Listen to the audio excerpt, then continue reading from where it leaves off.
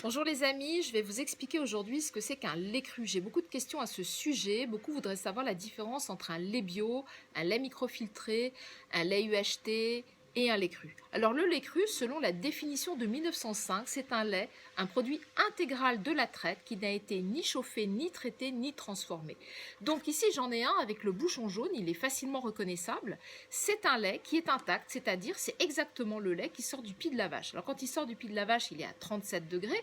Selon les règles sanitaires actuelles, on le refroidit à 4 degrés et puis on le met en bouteille et ensuite il arrive au magasin. Alors celui-ci est bio parce que je préfère moi l'acheter en bio parce que les animaux sont dehors et ça c'est vraiment le cahier des charges bio, c'est une garantie que les animaux ont pâturé et donc forcément les matières grasses sont plus riches et surtout meilleures au goût et pour la santé puisqu'il y a plus d'oméga 3.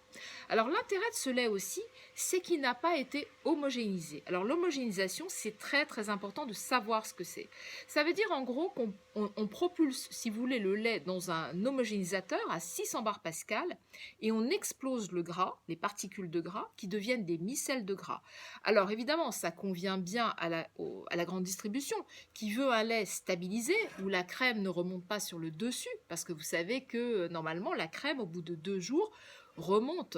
Et autrefois, on mangeait ça à la cuillère. Moi, je le fais régulièrement. J'adore ça. C'est gras, c'est sucré, c'est absolument délicieux. Quand vous faites de la pâtisserie, je dirais même que ce gras est utile. Malheureusement, dans 99% des cas, on ne trouve pas de lait non homogénéisé en grande surface en France. Le problème aussi, quand les micelles de gras sont trop fines, c'est que le système digestif ne les reconnaît pas et elles se dispersent dans l'organisme. C'est un lait qui n'est pas nourrissant. On prend un bol le matin, on a faim à 11 heures, alors qu'avec un lait cru non homogénéisé, eh bien, vous avez une fonctionnalité nutritive qui est apportée par ce lait et donc il vous nourrit, c'est-à-dire que vous avez un effet de satiété et c'est très très important, notamment pour les enfants, le matin, de leur donner ce type de lait. Également, le taux de matière grasse varie selon les saisons. Et quand dans les grandes surfaces, on vous propose un lait entier, en réalité, vous savez, il est avec le petit bouchon rouge, on le reconnaît, il n'est pas entier ce lait. On a déjà harmonisé, on a déjà standardisé et retiré une partie des matières grasses, mais aussi bien sûr des protéines. Donc c'est un lait qui est déjà beaucoup moins intéressant. Pour moi, c'est pas du lait, quoi.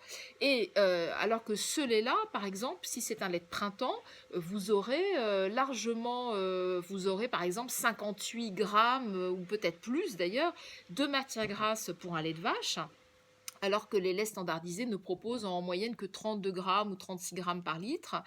Et puis, selon les saisons, l'hiver, ça sera un peu moins de matière grasse. Le lait de chèvre également propose un niveau de matière grasse qui est variable selon les saisons.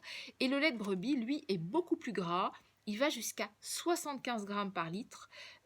Donc c'est de loin le plus gras, mais ces matières grasses sont intéressantes. Il n'y a pas de raison de s'en priver. C'est un gras qui ne fait pas grossir, c'est du bon cholestérol, c'est plein d'oméga 3.